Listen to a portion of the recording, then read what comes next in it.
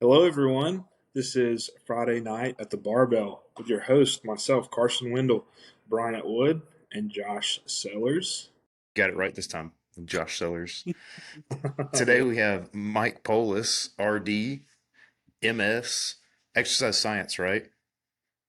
Nutrition. Nutrition, and then got the RD after.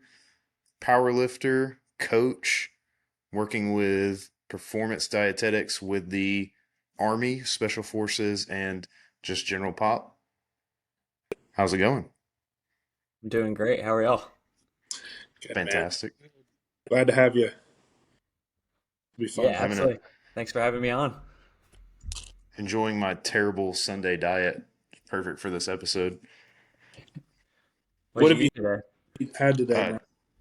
junk food, literally junk food. I don't have anything cooked, and I've been trying to study, so absolutely horrendous. Oh, I had Culver's for lunch. So I was Ooh, me I my was pretty junk bad food. today too. I had to work, so it was yeah, not pretty. It wasn't pretty. that's that's the weekend warrior. It happens. Oh, I had this morning. I had a. Have you ever had the Cliff Builder bar?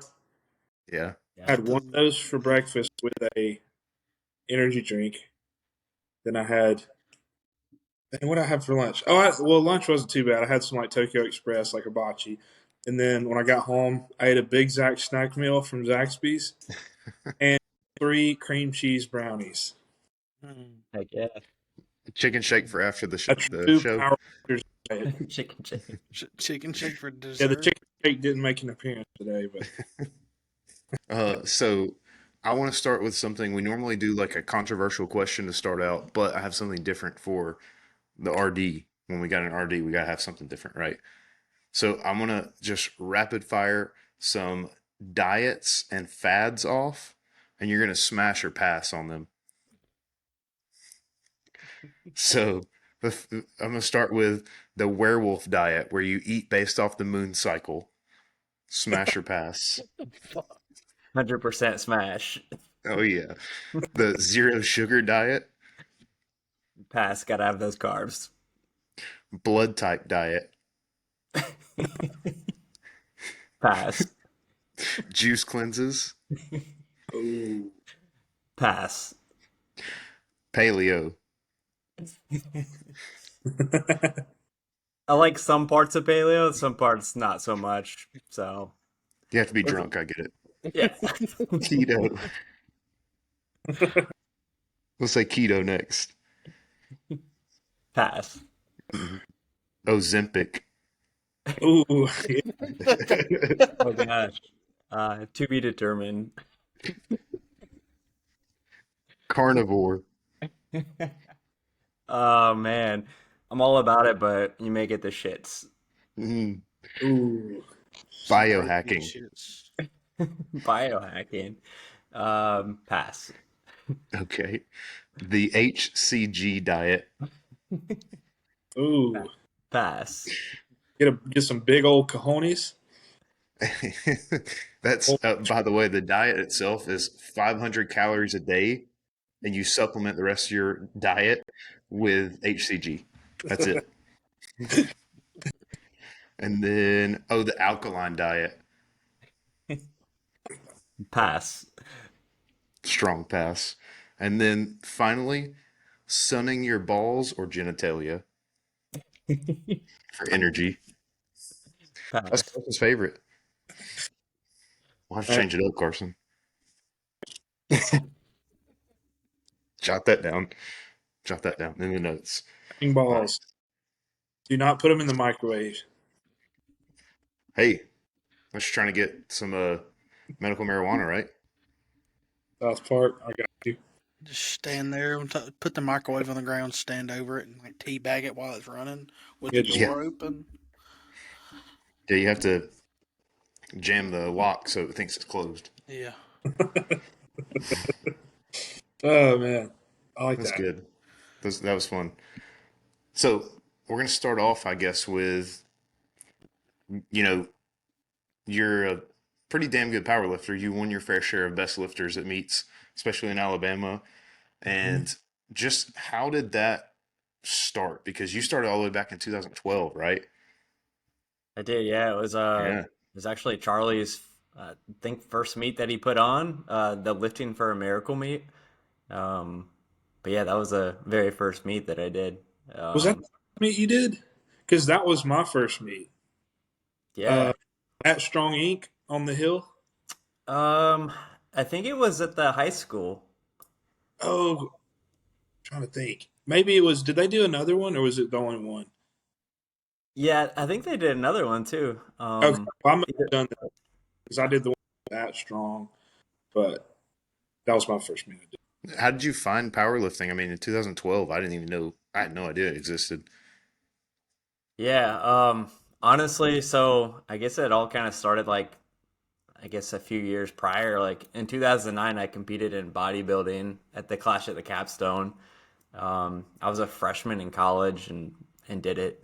And I mean, it was a great experience. And then I started reading a little bit more online, like the old school bodybuilding.com forums. And I saw guys like Lane Norton and like Eric Helms and like Berto Nunez, like just posting stuff about like, hey, powerlifting is awesome too. So I kind of looked into powerlifting a little bit more, and one of my buddies up in Tuscaloosa was big into powerlifting, and he was like, "Hey, let's do this meet." So train a little bit at the aquatic center there on campus, the old school aquatic center. A lot of Um, people did. yeah, um, amazing. I mean, there was actually like a group of powerlifters there too, which was pretty cool. So it was a pretty cool little atmosphere. Um, and Did you then meet Dan Davidson there? yeah, yeah, yeah, absolutely. You ever Good. jump off that high dive? Of course. Between bench reps or sets? Yeah, as a powerlifter, High you just dive? The rest times. to the bottom, just crush your legs because you're so. Hey, Sam Sulik did it. Y'all saw that, right? That video of him doing that high dive or whatever. Like No. he had a, yeah, yes, he did. He used to like swim in high school. And he got done with the workout, went to the pool, and then like did a high dive and did like the flips and the turns and stuff in the air. Swear to God. Dang, Interesting. big muscly man doing flips. Interesting. I heard from Matt Burgett about the crew that was always at the aquatic center though. Yeah, absolutely.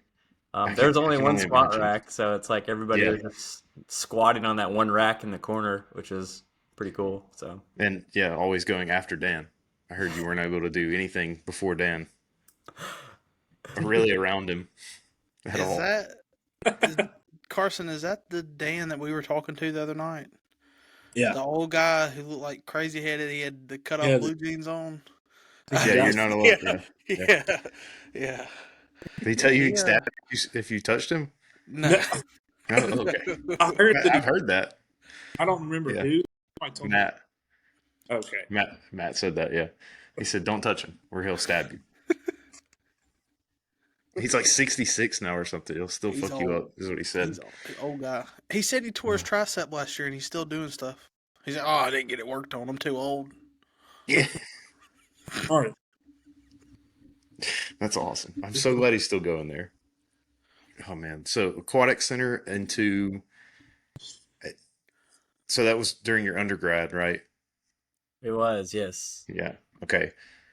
And then 2012. And then how long of a break did you have between meets? Did you keep doing bodybuilding in between? No, I didn't do any more bodybuilding after that one comp. Oh, And then yeah, I just basically did any meet that Charlie put on in Tuscaloosa, like Battle of the Beast or I can't even remember all the meets, but like all the meets in Tuscaloosa, and then started doing the Ultimate Warrior in Birmingham, and yeah.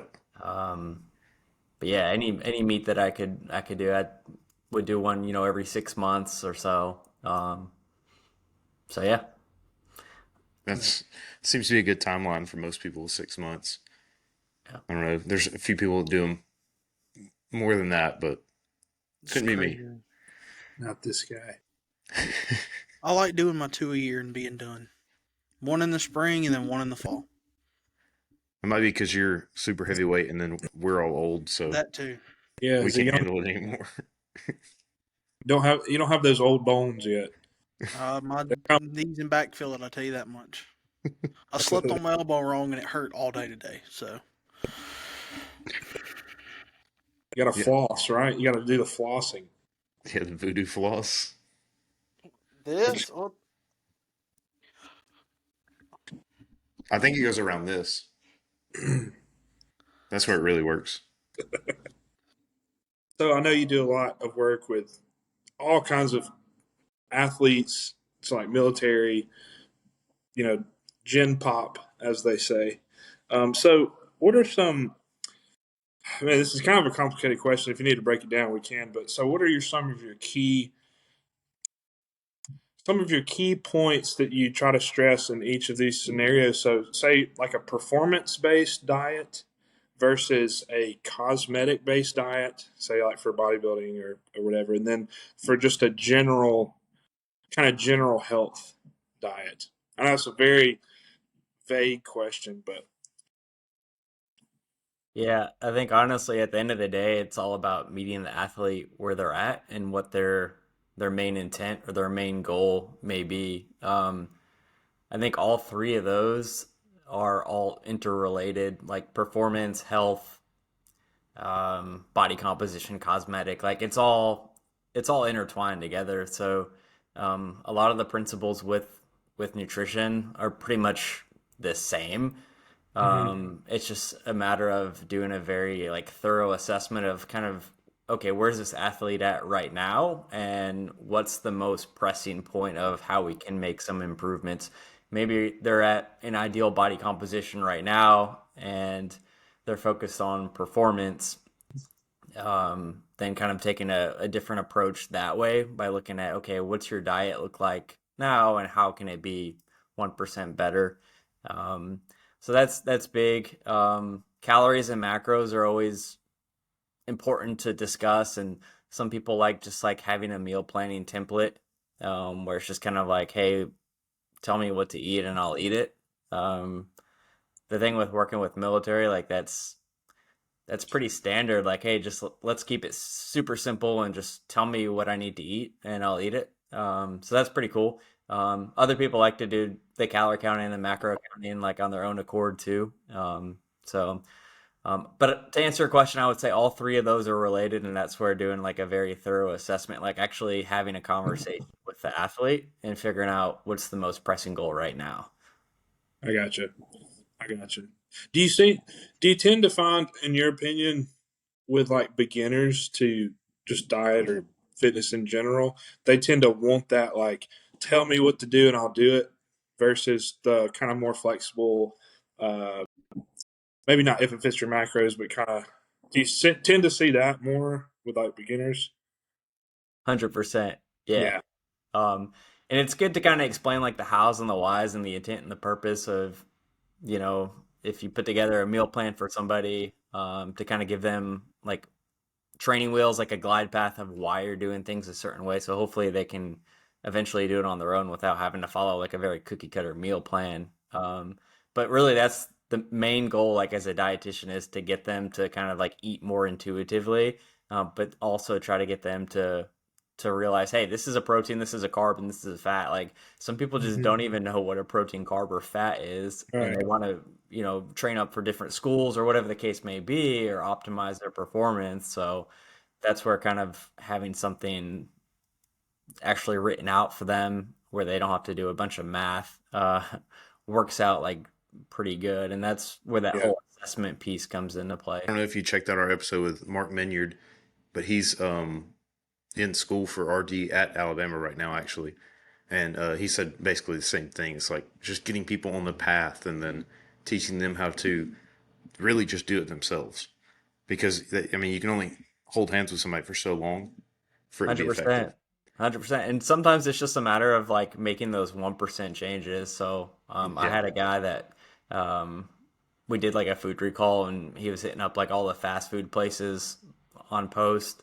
Didn't really want to change much about his diet, but he wasn't meeting waist circumference standards. And he was kind of apathetic. He was like, what are some like low hanging fruit things that we can address? And I was like, well, we can meal prep. Um, and I asked him what he was drinking, and he was drinking almost half a gallon of Mountain Dew a day. So I was like, dude, if you just Hell cut yeah. that in half, like Nuclear, Jesus Was Christ. What's that? was his name Kyle? No, I can't remember what his name was, but um, yeah, I mean, just making that one change right there, like, okay, let's do half a gallon. Um, doing that with some meal prep and like, that's gonna work wonders for this guy instead of putting him on a very very strict like meal plan. So again, Yeah. I think just meeting the athlete where they're at, meeting the client where they're at is 100% the way to go. Kind of along those lines, like you said, a lot of people don't really know what a protein, carb, fat is. And I mean, even beyond that, they think some of those things are bad just outright, just by marketing or just walking around the grocery store. It looks like, low fat, low carb, no carb stuff is everywhere now.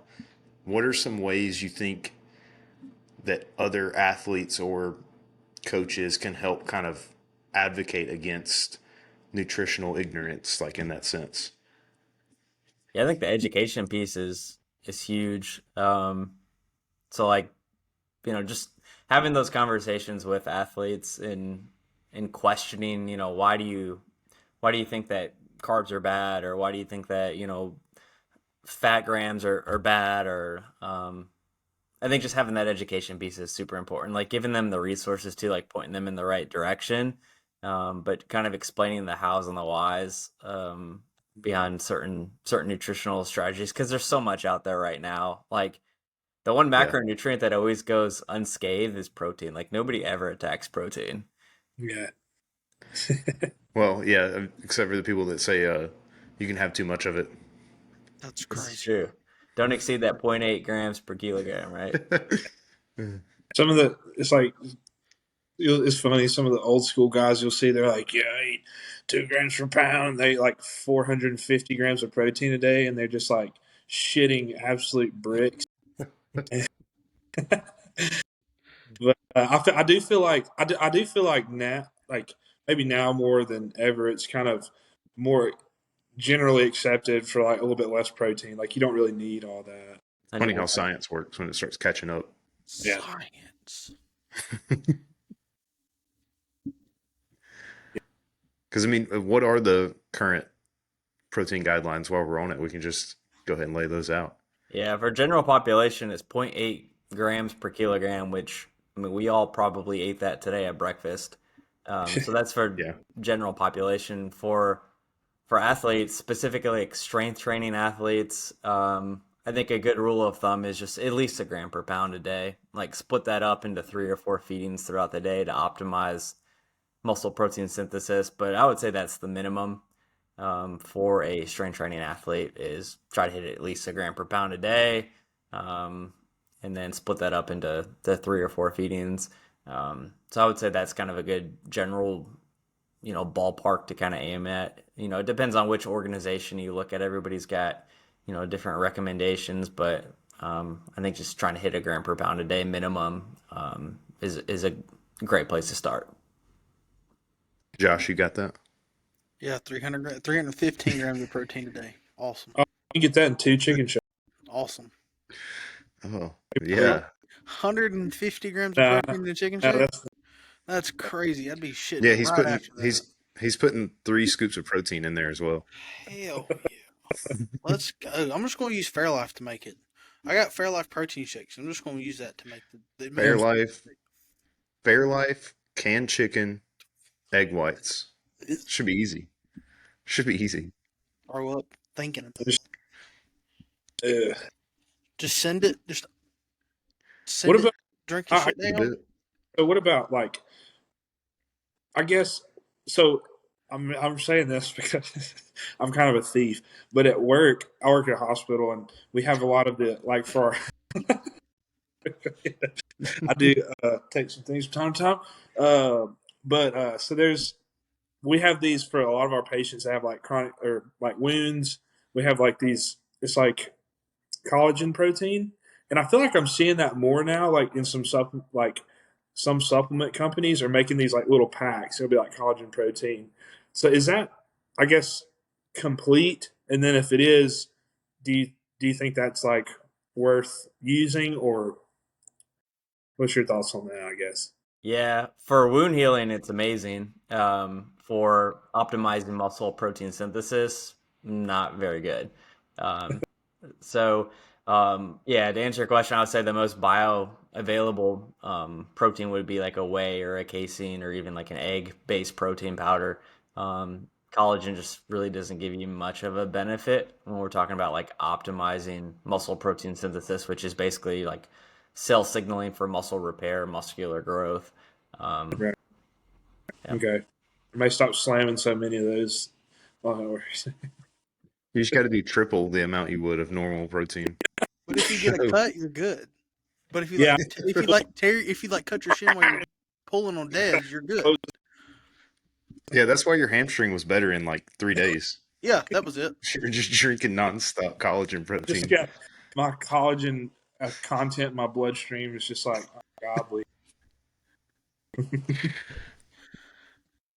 So we want whey over collagen and plant over collagen as well, or is plant even worse? Oh, yeah, I think that's splitting hairs at the end of the day. They're both terrible. Got it. Sucks to be vegan. I guess out my pea and brown rice protein. I'm just kidding. It's terrible. Have you ever tried like brown rice protein powder? Yeah. It's the worst No, thing. never heard of that. ever. I No, went through a I've little heard of phase. it. I have Crohn's disease, so I have to kind of watch what I eat. But I went through a phase where I did like completely plant based for about a month. I did like no animal proteins. And I was getting like pea protein and brown rice protein, and brown rice protein is like sand. It's literally like it doesn't mix. It's just like when you get to the bottom of the shaker, it's just like you have to just swallow gobs of sand. So you're like drinking sandpaper, basically. Yeah, Oh, yeah. It's good. It sounds no, delicious. What do you mean? no. Plant protein stuff in general just is pretty similar to that. It's Yeah, very kind of just all. dense. So I think everyone knows creatine is ideal. Everyone should take it. It's also a I'm under the steroid. impression. Yeah, well, that's why everyone should take it, right? Yeah, if you take creatine, you're not natural. So No, fake natties. Everybody's a fake Yeah. natty at this point. You won't even pass a work drug test. So you might as well just quit your job if you start taking creatine. Uh, and the weird thing about creatine to me is actually that there's like different variants of it. And I guess we can just start with what creatine should people be taking? How much of it should they take? And is it like, do you need to load it or do you just consistently use it? You're a creatine user.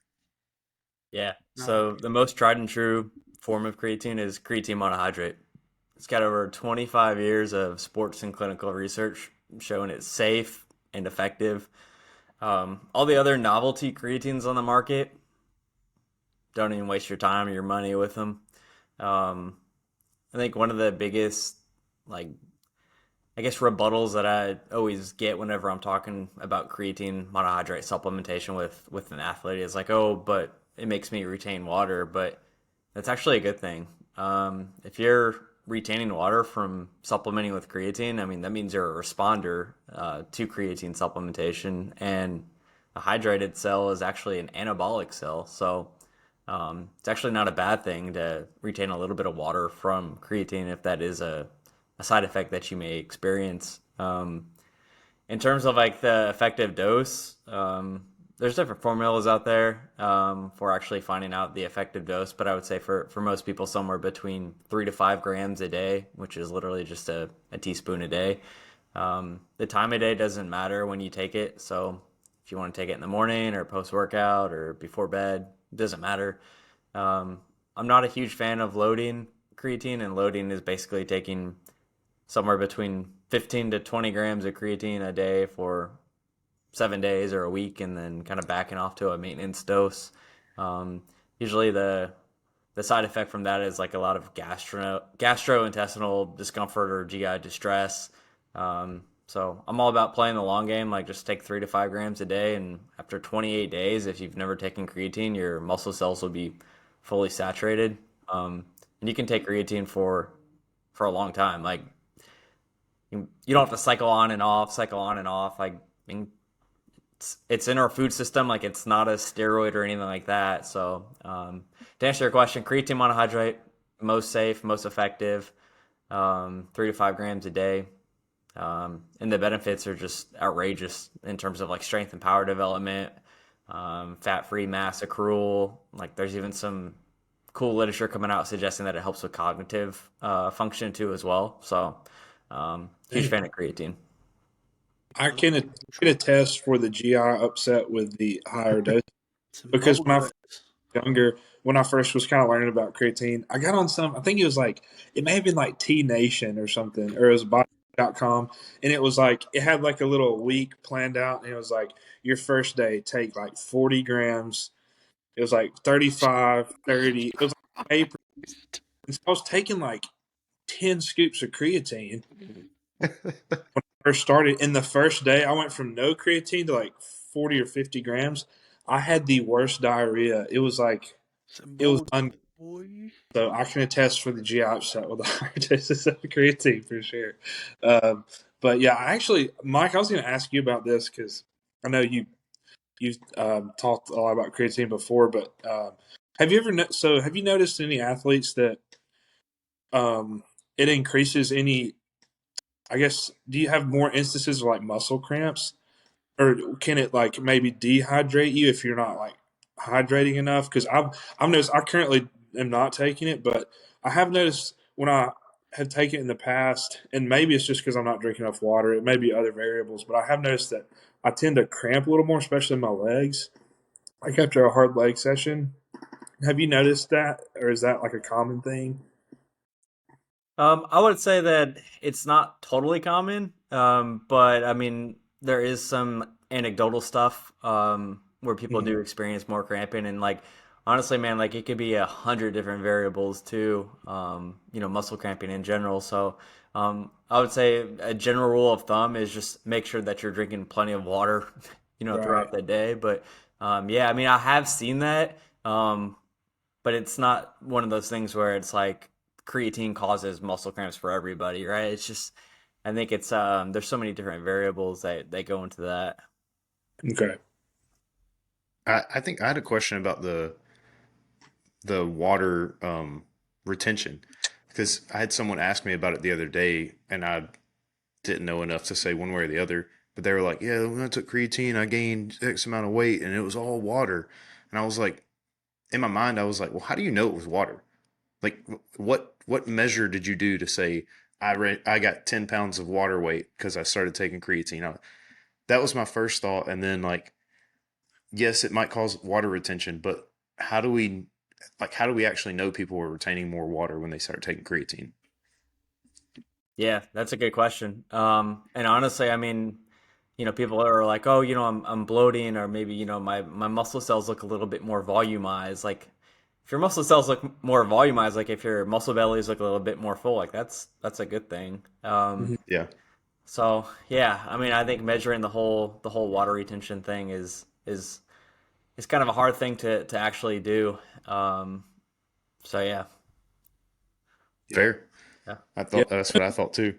I've taken it. I feel like um, almost almost like I feel like when I've taken it before, I've gained a good bit of weight within like a month or so. But it's like my shirt fits a little tighter, but How full it it's like a good feeling though. It's not. I don't really feel like in my midsection that I'm like super watery, or it feels almost more so, or maybe evenly so, like in my actual like muscle tissue, I guess.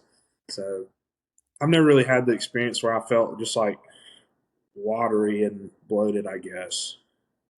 But that was not on the 50 grams. That was on the the I five. probably did your stuff on that high, but the 5 grams a day, I never really had any issues with this. Just to me, you like when I've taken it in the past, I just like you said, I just feel fuller every day. Or like when I go in the gym and I have a pump, I feel like bigger, and Mhm. my muscles feel fuller. Which I mean now, it makes sense because you're putting more water into your muscle. It's going to be bigger. So 100%. Well, we already talked about protein powder.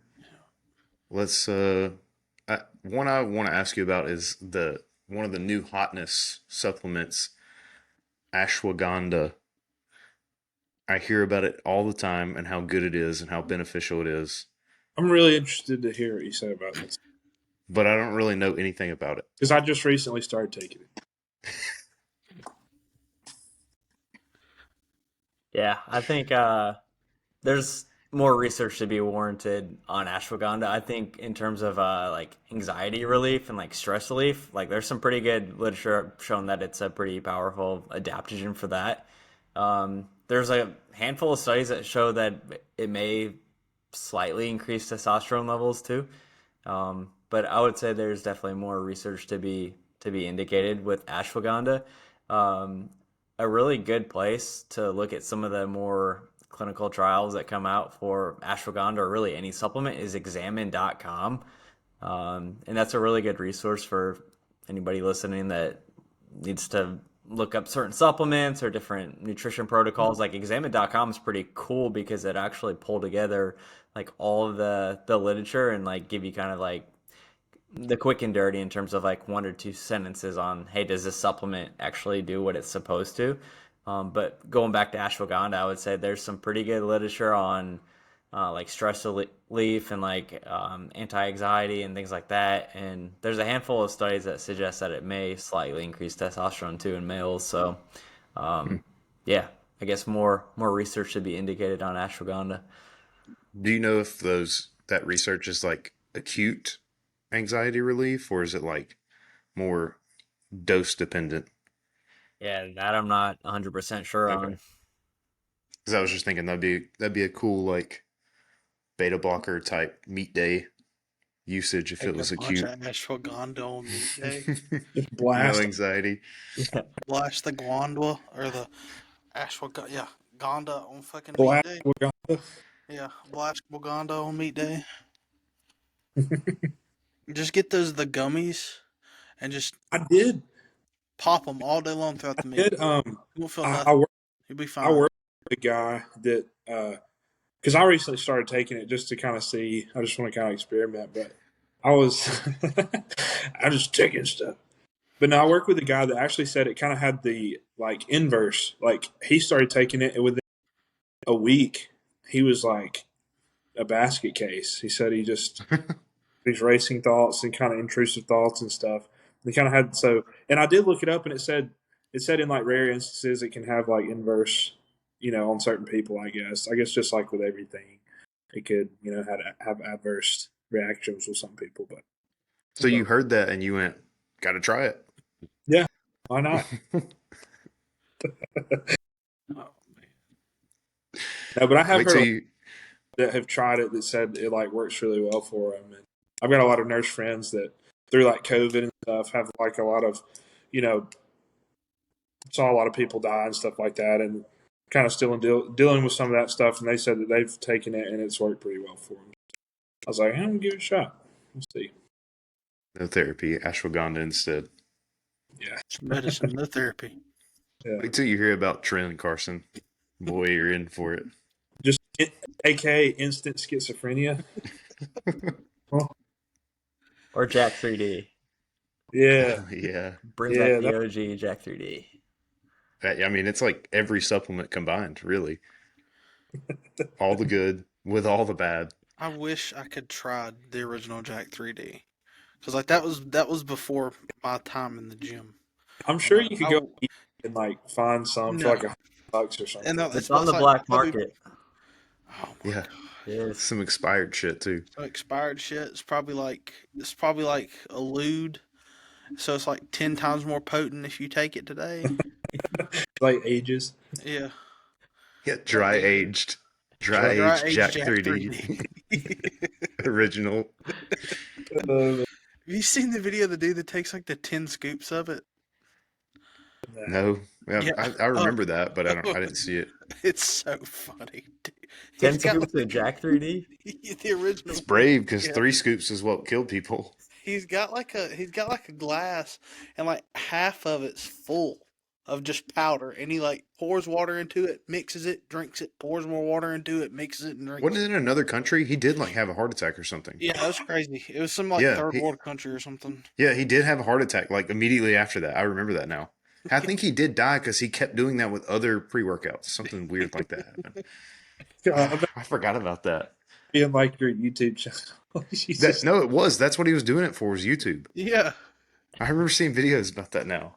Oh Yeah, man, that was like his YouTube show. He like took way too many scoops of pre-workout. what a guy. My Legend. freshman year, I took Jack 3D. I wasn't using any supplements at the time, and I decided to bite the bullet and get Jack 3D. And man, I started using it to like clean the bathroom tile at like 2 a.m. in the morning, like taking it Like you, before studying, like, take it yeah, before Alabama football games. Roll Tide, heck yeah. It's like you're bro, just doing coke, I guess. like just microdosing meth. Yeah, pretty much. actually, yeah. Do you remember when they redid the formula and re-released it, and Nerfed it. it was it was called, well, they nerfed it, but they called it Jack 3D Original Formula. It's crazy. That's how they Yeah, sold it. They sold it USP saying it was the original. Labs, Jacked 3D. It was missing the good stuff, that 1,3 dimethylamylamine. Yeah, that was the one. Yep. There's been a Uh, lot of pre-workouts back in the day. Yeah, yeah, it I was. used to take some stuff called Craze, I like remember Chris. CRE, and I think that had it in there as well. Yep. But I remember I took it, and uh, I took it with my little cousin one time, and we were just in the gym for like 3 hours, and then we went and played basketball, like intense full court, and I started like getting really bad chest pain, and I was like, "Yo, we gotta." I was like, "I need to go like take a cold shower or something." I thought I was gonna die, but those are the good old days when I was young and do that kind of stuff, that risky behavior. What was the one that was in the all red bottle? Oh, NO Explode. I Yeah, remember I had some friends that took the original NO Explode stuff, and they were like, we would take it and then run to the gym from our house and then lift and run back and play Jeez. basketball. that's actually tasted pretty good. It Like, I had a did. really good. Yeah. Jacked 3D, CNS stimulant, intense training aid, enhanced with geranium or geranium, however you say it. Go ahead and add that to your cart, Josh. No, this is like this is the bullshit. This is the stuff without the DMAA in it. Buy it separate. Oh, and just add it to it.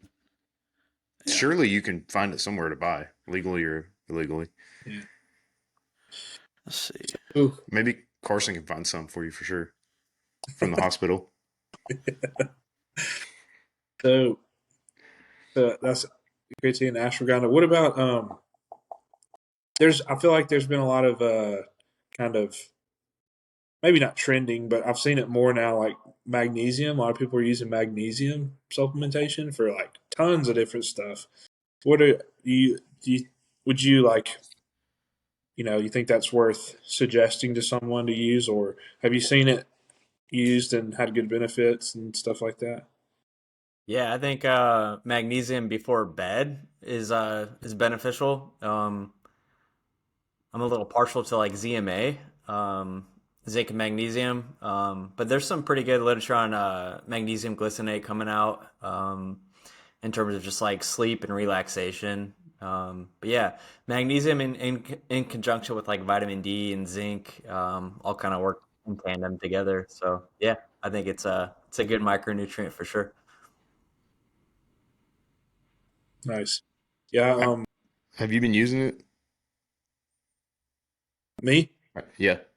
Yeah. So, well, I take it. I had a. I'm going to assume you're just using all of them. I just put all the drugs inside me. No, I have. There's a supplement from Redcon One. It's called Fade Out. It's a sleep supplement that they run amazing deals all the time. Me and Bryant joke about it. It's like spend $50 and get like a free 4-wheeler or something like crazy. That would give you like a free gym bag, free hoodie, free shaker, and like 3 samples of pre workout. I don't see how they're like profitable, but I got it with like a buy one get one deal one time, and it had magnesium in there, a pretty good dose. It had zinc and like L-theanine, GABA, and some other stuff. But I, I mean that worked, but it had a bunch of other stuff in it too. So then I just I got like the magnesium. I can't remember the. I know there's so many different like formulations or whatever. I can't remember. But it was like the 400 milligram tablet, and I was taking those, and for some reason I got like again explosive diarrhea. So I just so I stopped taking those for a while. I just started breaking them in half. But I wondered if it was like just maybe the formulation of it. If I took a different like magnesium glycinate or whatever it is, it would be better for me. But I do think it helped me. Like I felt a little more relaxed, or thought maybe my sleep was a little better when I took it. So Yeah, absolutely. I've been taking it a little bit as well. Uh, and I will say, I do feel zonked when I take it. Like, I will wake up in the middle of the night if I wake up and I'm just fucking drooled everywhere. My, like, staying asleep is pretty easy. yeah, I think that's what I've noticed when I do take it is I sleep, like, throughout the night a lot better than without it normally. Yeah.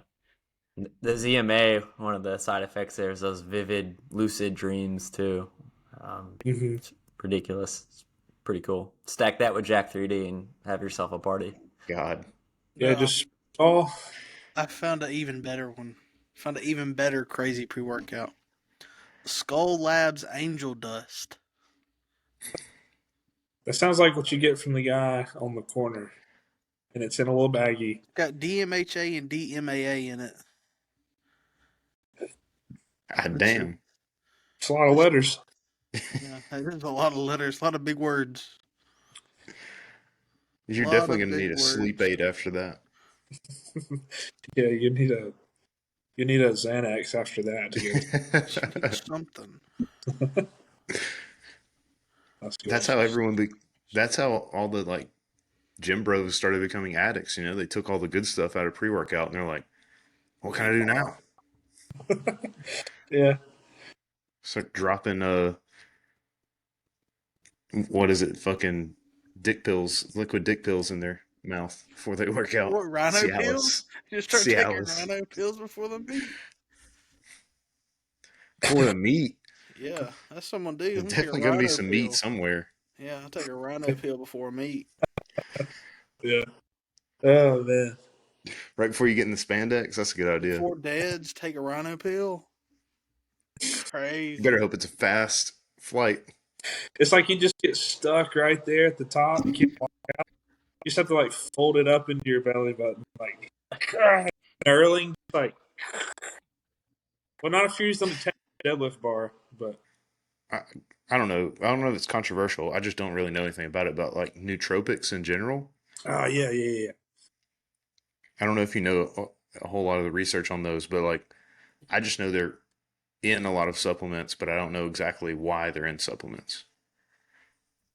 Yeah, I would say some of the literature with the nootropics, one that does favorably well with some of the literature is huperzine A, which is a nootropic. It's in a lot of the pre-workouts, a lot like your non-stim pre-workouts. Um, yeah, I mean, I've used non-stim pre-workouts, and I don't know if it's placebo or not, but like sometimes it's good to take a break from caffeine. But yeah, I mean, I think huperzine A is gaining some traction for sure. What are your thoughts on there's like a mushroom craze right now, like lion's mane and cordyceps and all that kind of stuff. What do you think about those? Yeah, I mean, if somebody wants to take a break from just being overly stimulated from caffeine, I think the placebo effect with some of that stuff could be beneficial. I think there's some preliminary literature, in its infancy, but I think all that stuff's fairly new in terms of like making its way into pre-workouts and things like that. So, um, you know, I guess more research is kind of indicated. I would say going back to some of the pre-workouts, like some things to kind of look for in a pre-workout. especially if you're doing like some volume-based training, would be citrulline malate. Most of the literature suggesting somewhere between 6,000 8,000 milligrams, which is 6 to 8 grams pre-workout, may have a benefit for kind of helping with basically giving you a pump, helping with blood flow. So citrulline malate is kind of a precursor to nitric oxide. There's some pretty good literature on beta alanine too, in terms of buffering out lactic acid accumulation or hydrogen ion accumulation in the muscle cells. So that's another one to look at in pre-workouts. If you're going the non-stim route, maybe looking for one that has like huperzine A in it. Caffeine is not a bad thing pre-workout. Some of the literature suggests somewhere between like 1 to 3 milligrams per kg of body weight is kind of a good place to be at in terms of the amount of caffeine to take in for it to be effective. But I would say those are the big things to look for in a pre-workout. With pre-workouts, I would suggest really looking for labels that are like fully transparent, where they list out every ingredient for you and the amount. Otherwise, you're getting like a proprietary blend where you really don't know the amount that you're getting with different substrates. It's just all kind of lumped together in like a proprietary blend, which if you're subject to like drug testing, that could be an issue. And then also like from an efficacy standpoint, like you don't even know if you're getting the effective dose. So it could be like a muscle building blend, energy matrix, 5 grams, but it's got creatine, beta alanine, and a bunch of other stuff in there, and you don't even know what you're getting in terms of the actual dose. So always look for like a fully transparent label when it comes to pre-workouts. Yeah, Right. that's my suggestion every time, even beyond pre-workouts, is like any supplement. One, third-party testing. Two, if it has any proprietary blends, throw it in the garbage, get something else. Mhm. 100%. I think the supplement industry has come a long way in terms of, NSF certified, informed choice, like putting those actual stamps of approval on products. That way the consumer kind of knows like, hey, this product's been vetted out for quality and purity. Um, I'm a huge fan of, there's a website called labdoor.com where you can actually look at different supplements and see how they're faring in terms of, are they actually meeting label claims or not. So this company will basically test products and then post the results on their website in terms of like, hey, how do they stack up against what they're actually saying is in the product. But yeah, if you see a stamp of approval on the product, like NSF certified or informed choice, like that's always a good thing. It's reassuring for sure, because the supplement industry is like the wild wild west. It really is. Yeah, a lot of money in that. And I do agree, a lot of things are now third-party certified, whereas like even 6, 7 years ago, it was not like that. It was like nothing was third-party certified. Yeah. What would you say, Mike, is a an okay amount of caffeine for a man to have a day?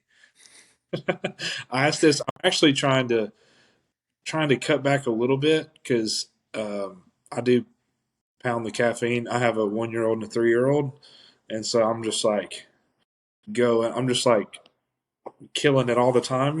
So, what would you say is kind of like maybe when you're getting into the danger zone, or like may have some negative effects?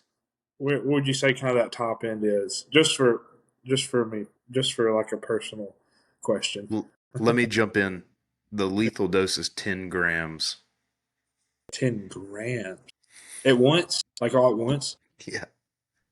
You know how much pre-workout you got to take to ingest 10 grams of caffeine? 10,000. Well, I think something might kill you before the caffeine and pre-workout Yeah. if you do that. Or like how many monsters you'd have to drink? Same deal. So 10,000 divided by 160. I don't know what that is. Whoever's good at math can do that. Oh God. Somebody get a calculator. 10,000, 62 and a half. 62 and a half white monsters. I think Bryant could do it. Hell yeah. Yeah, that'd be easy. Meat day? That'd be easy. I'm pretty Spotting sure and I did that loading? yesterday. Spotting and loading at a Dude, WRPF meet? at Worlds, spotting and loading at Worlds, I definitely did that over the course of 3 days. We didn't have a choice. Anyways, back to the actual answer. Yeah, I would say honestly, it depends. Um, if it's starting to, mess with sleep and things like that, then that could be an issue. But it really depends on your tolerance to caffeine. I mean, there's general recommendations out there, from organizations and whatnot, and they're pretty low. I mean, if you drink coffee, if you drink energy drinks or pre-workouts, like those caffeine grams can add up pretty quick, or those caffeine milligrams can add up pretty quick. But um, I don't know. I'm a habitual coffee drinker, so I'll defend it with all my might. But Yeah. yeah, Cool. I think like the WHO or CDC, they recommend like 200 to 400 milligrams per day. Boo. There's- Boo. Keep it up. which is like two Keep cups of kicking. coffee. yeah. Yeah. So Yeah. I'll just dome 400 before I go in the gym at 6:30 at night and go to Stack it sleep with at Jack midnight. 3D. Yeah. They also think everyone should be like 140 pounds. So, Yeah. Who wants to be small? Yeah. well, people that want to live a long, complete life, I think. Well, Here for a good time, not a long time. they don't bench 400 pounds and I do. So It's true. They never will. what'd that dude say? 1 times body weight? Crazy. Crazy. So some guy on our YouTube Crazy. channel commented on Josh's bench video. He did 415, and the guy said 1 times body weight. Hey, that was funny. It was really funny. But then, I posted Matt Collins. I don't know if you've ever met Matt, but he used to train at Strong Inc. back in the day. But he benched 500 for like an RPE 7 or something the other day.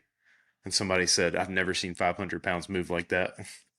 I was like, there's the Josh, you just got to get another 85 pounds and then Yeah, people will I respect guess I just got to break 500 and then we'll be fine. you. But then you could also put on 50 pounds of body weight. No one will care. Yeah. Get up to like 360. Fuck it. Already got high blood pressure, so why not just add on top of it?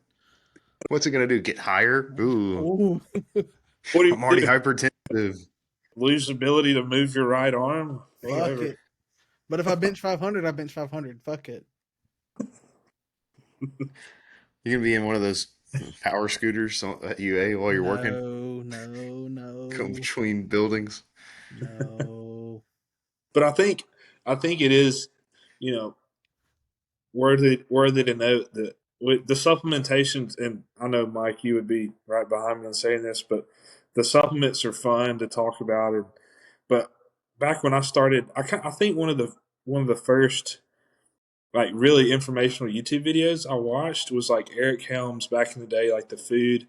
It was like the nutrition pyramid, kind of, and the supplementation part is kind of way up there. And if you don't have those if you don't have those, like, your caloric intake, macronutrient breakdown, you know, meal timing, stuff like that, if that hasn't kind of like, if you don't have those things in place, then supplementation is just kind of that last few percent.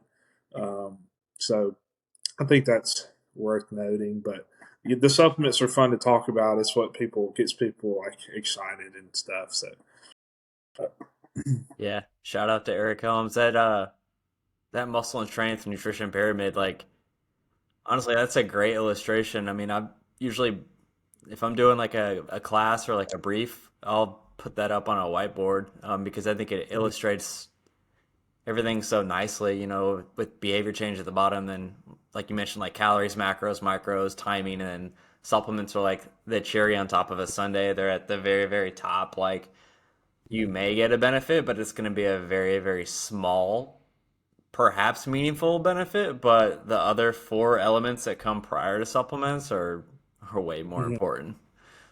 Yeah, it's so funny, and I'm sure you have people come up to you all the time and ask these questions. But it's like people in the gym, they're like, "Man, I'm really trying to add 50 pounds on my bench, and I've been taking like whey protein, and I just can't gain any weight. But I heard if you take creatine, you can put X amount on X lifts and gain X amount of weight." And it's so many people have this, like, I guess just because it's like exciting, like taking supplements, or like take this and this will happen. So many people just like skip over all the meat and potatoes of nutrition and the basics. But Look for a Yeah, shortcut. 100%. Yeah, I mean, everybody kind of already knows the basics of what they should be doing, but supplements are, I think, glamorous or like kind of sexy. Honestly, it's like, oh, this new supplement's out, like, and it's gonna help you make all sorts of gains, but I mean, if your nutrition's not in check, like the basics, like it's really like putting the cart before the horse. yeah. Everybody thinks someone else has the secret. Mm-hmm. What's your secret? You don't just lift weights and eat food. That's too easy. You got to be Yeah. doing something else. Something I'm not doing. And I feel like today's culture now too, especially young people, the younger generation is just like, instant gratification, and it's so easy to think, oh, well, what's he doing? What do I need to take or what do I need to do? And I feel like that's why so many younger people now are using like anabolic steroids. And it's like, now it's like people base their whole social media presence or whatever around like trend, or like kind of become this meme. And it's just like everybody, it's just they want instant gratification when it just takes, you gotta have, it's gonna be delayed. You gotta put in order for it to work out, you gotta put those basic, you know, consistency and time. So So you're telling me just taking trend wouldn't work? I mean, Trend, no test base, no nothing. Just the trend. something's gonna happen, but It Just would the work, but trend. maybe not ideal. be well. Carson, Well, I mean, let's you run go. an experiment on somebody. Just I a changed my random mind. You don't person. go. We'll, Just a random person. That Rich Piana video you sent me. Let's give somebody that exact cycle and see what happens. 2 Well, I grams of mean, test, 800 mgs of trend. What do you say? 1 to 2 IUs of growth every he's 2 hours or every some day, shit. yeah, 2 hours. Yeah, that's right. growth hormone every hour and a half or something. I was who has time to just sit there and like give shots every hour? You just like walk at your job and your manager comes in and you're just like sitting there at the desk like, Yep, that's what I was thinking. Is imagine somebody's timer is going off like every 2 hours, and you're like, dude, what the fuck do you have to do every 2 hours? Like, why does that keep going off? well, Sorry, man, I just gotta go get this growth hormone out of the trunk. you're drinking like a What the bottle fuck? a day. Oh, I was gonna say though, they have done that study, maybe not with that stack, but I think it was in like Sweden or Norway or something. They did that study where they gave like they had a control group. They gave some people testosterone, and they gave another group of people testosterone, and then they gave another group of people nothing, a placebo, and they had two of the groups work out, one of the groups not work out. The group that got a placebo had some gains. The group that had workout with testosterone had a lot of gains. The group that had no workout with testosterone also had a lot of gains. Mm-hmm. So like they took tests, did not work out, and had more gains than the people that worked out without test. Yeah. So like they did that study. Yeah. Mm-hmm. I've seen that. I've seen that study before. It's just not legal in the US, so we can't do them here. It's a lot Damn, of that's crazy. hoops to jump Not through to be able to legal. do something like that. Yeah. And it's unethical, theoretically, to give someone a class 3 or whatever drug I'm not for sure a what study. So yeah. you can Yeah. probably do it in Mexico. Yeah, you can do a lot of stuff in Mexico. You can go down there and get a lobotomy in Mexico for like $400. That's Come back. crazy. Well, look, when you That, start taking trend and you become schizophrenic, just go to Mexico and get a lobotomy. You'll be fine. You'll be fine. It fixes it. What a time. fixes it. Scoop your brain out. Fixed. Scrambled your brain like eggs. You'll be fine. Mike, kind of got kind of a dumb question, but it's kind of a fun question too. So let's say you get dropped off on an island, deserted island. You have a decent amount of resources. It's like a pretty big island, but you have you can have one food to survive on. So using your RD mind, what food are you going to pick to survive? You know, you're Tom Hanks in Castaway. You got to last like 8 years. So what's it going to be? What are you going to pick?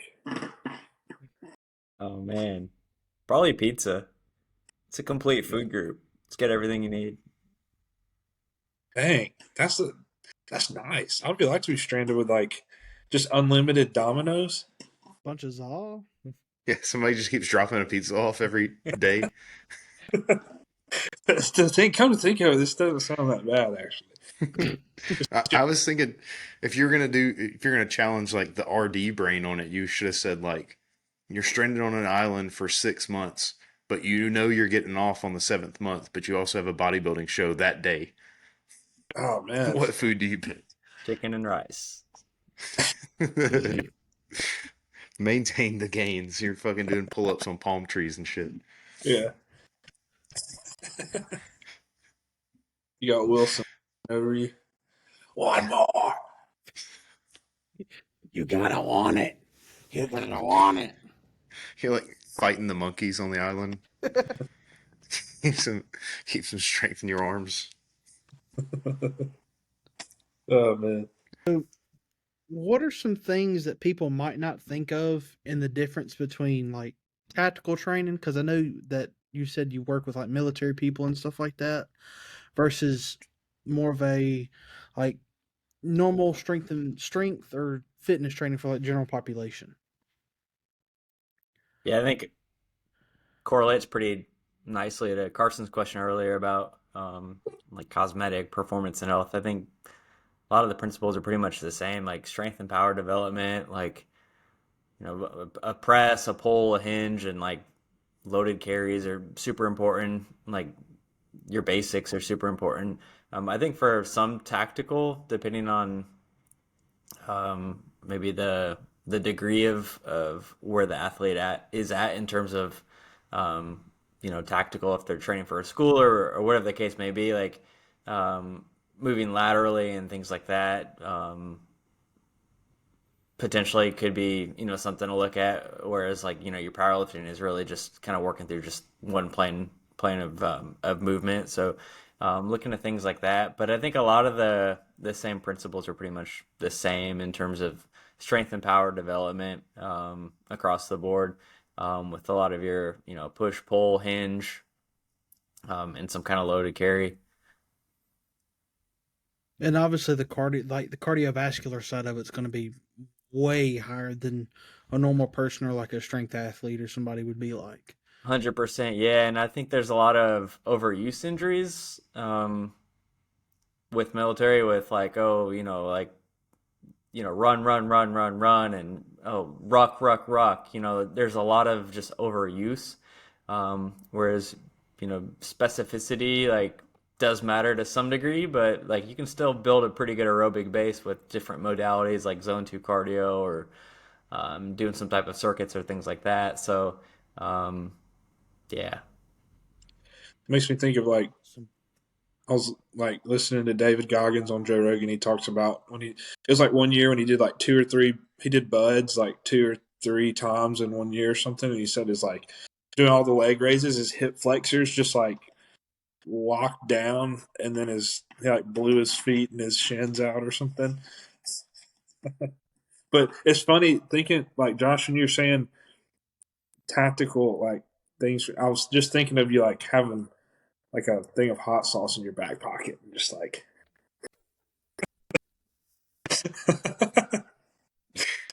that's where my brain. I heard tactical and I was thinking of food. I just thought about just keeping that strap on. keeping that strap of hot Tabasco on you. Keeping Keep the Yeah, that strap thing on. on me. Whoa. Keep that thing on you. Keep yeah, that Tabasco thing on you. Crazy. yeah. Um, I actually have a professor right now, Dr. Fletcher. He is a PT, but he was a PT in the Army. Like, I get probably when they first started doing PTs in like 2016 or 17, I guess. And he was in Afghanistan treating soldiers and trying to just make them, good enough to be able to get spat back on the battlefield. But it was like, people that were injured in firefights weren't sent to PT. They were most times sent to the doctor in the home. The people sent to PT were overuse injuries. Lots of very high intensity CrossFit in the desert mixed with rucking and running all the time didn't really mesh too well. Yeah, a lot of stress fractures, I'm sure. Can you imagine just doing shitloads of CrossFit in a desert? Absolutely not. Well, you can imagine doing Mm. CrossFit, but Exactly. That'd be crazy. One of my buddies, he during last October, we had a group of buddies that did like sober October, and um, some of the guys like never worked out or did anything. And one of my buddies, he just rucked. So he would put on this he put like 60 pounds on, and he would just go rucking. He's like actually a travel nurse, and he lives in an RV, but he would just like ruck all over the place. And he sent me pictures of his feet, and it looked like just mangled hamburger phalanges, just like bloody, twisted. I was like, dude, you gotta like start doing some push-ups or something. That's crazy. Well, that's like your those buddies just send people. you feet pics? True, he did. Well, that's like the people that do ultra marathons and stuff. I'll Yeah, come Yeah. across that stuff on TikTok sometimes about dudes like running ultra marathons and stuff, and they'll show their feet after, and it looks absolutely disgusting. yeah. Toenails are all gone and stuff. Yes, toenails all gone. Their feet look like raisins. It's crazy. Would you rather have your feet look like that or your bicep rolled up into your shoulder? My feet look like that. You can hide that. Powerlifting under ultra marathoning. Interesting.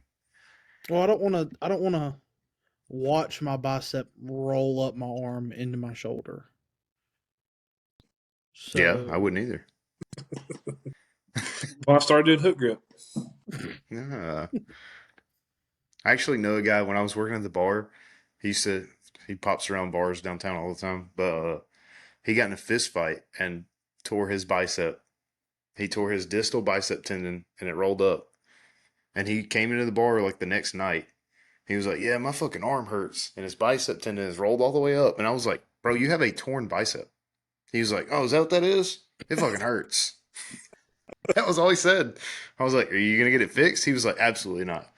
Now get me a beer." it's crazy. That's wild, man. Still, That's a never got it man. fixed. That's a man right there.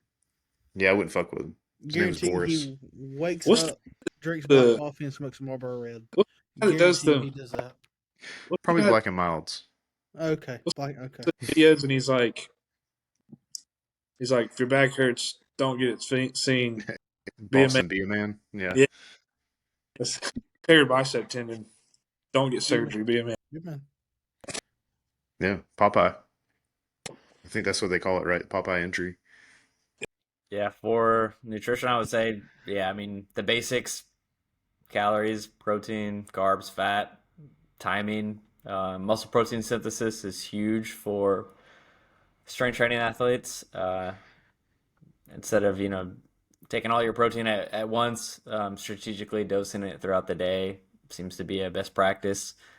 Um, Supplements, we kind of talked about supplements a good bit. I mean, most of them are honestly just over glorified, and keep it super simple, like creatine, protein powder, caffeine, um, potentially like citrulline malate, beta alanine, magnesium, ashwagandha. Yeah, food first. Like, just focus on food. Like, super simple as that is. Like, I think there's a lot of overcomplication with nutrition. So, um, Yeah, Yeah. yeah, Yeah. I think when it comes to nutrition, the concepts are very simple, but they're not easy. So adapting these things into your life, it's a very simple concept.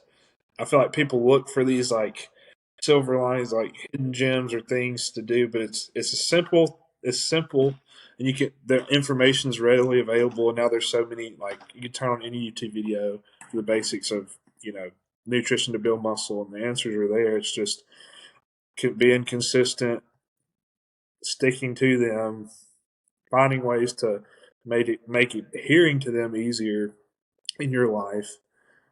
That's kind of what it all boils down to. And like I said, in today's society, it's harder it seems for a lot of, especially like younger people, to kind of grasp those concepts and not want that instant gratification. But it's just like with training, consistency, and you know, discipline, consistency, all those things that are not so glamorous.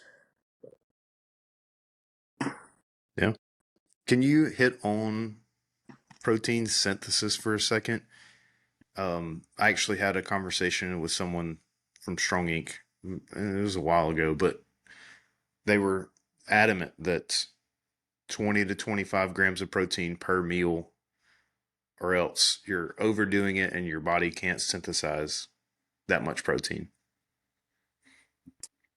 Yeah, I'm not really sure where that arbitrary number came from. I've heard, 20 to 30 grams per meal, and if you exceed that, and you're just basically going to poop it out or store it as fat Yeah. or whatever the case may be. But Alan Aragon and Brad Schoenfeld actually did a pretty good research review where they looked at what is the minimum effective dose of how much you can actually use for muscle protein synthesis. And most of their literature suggested zero point 0.7 grams per pound of body weight, up to a gram per pound of body weight. And then splitting that up into 4 feedings a day was kind of I guess, the sweet spot for optimizing muscle protein synthesis. If you exceed that, like it's not going to be used for muscle protein synthesis. You may use that protein, it may undergo a process called gluconeogenesis where it breaks down into like amino acids, and now you've just got really expensive glucose at the end of the day. Or you may pee it out, poop it out. Excess protein is very seldomly stored as body fat, but it can be. But I think that research review by Aragon and Schoenfeld is pretty good because it's very individualized, based on your weight. But yeah, I don't know where the 20 to 30 grams of protein came from. I think it was a very old school number that just kind of gets thrown about in everyday use, like in classes or in the internet occasionally now.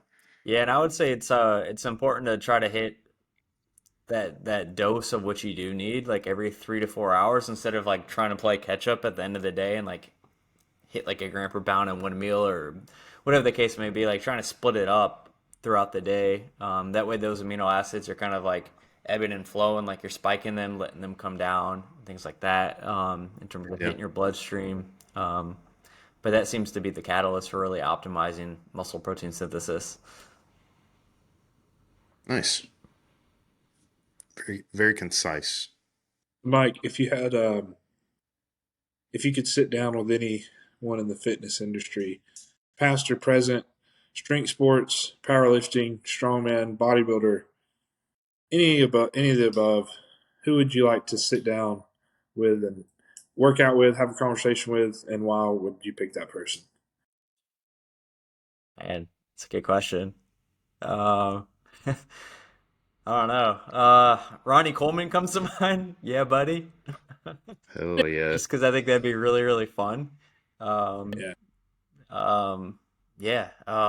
Past or present. Gosh, Frank Zane comes to mind too, like in terms of just bodybuilding physique. Um, I don't know. And then like learning from some of the guys like Alan Aragon or like Lane Norton, Eric Helms, like sitting down with them would be cool because they have the education and the knowledge, but also the actual strength application too. mm-hmm.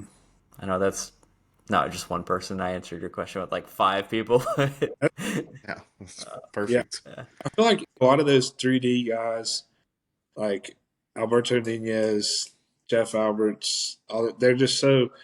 I always liked watching their content on like YouTube, and I like following them on social media. It just seems like they're very just well spoken and cool people too. So, but Mike, again, we really appreciate it, man. It's For always sure. nice to have somebody, like I said, way smarter than me talk about these topics. But we really appreciate you coming on. And um, for everybody listening, what's your Instagram? Yeah, so it's M Polis 320. Nice. So everybody go follow Mike. He has some. I love your posts with the whiteboard. Yeah, Those are cool. the scientist with the board posts.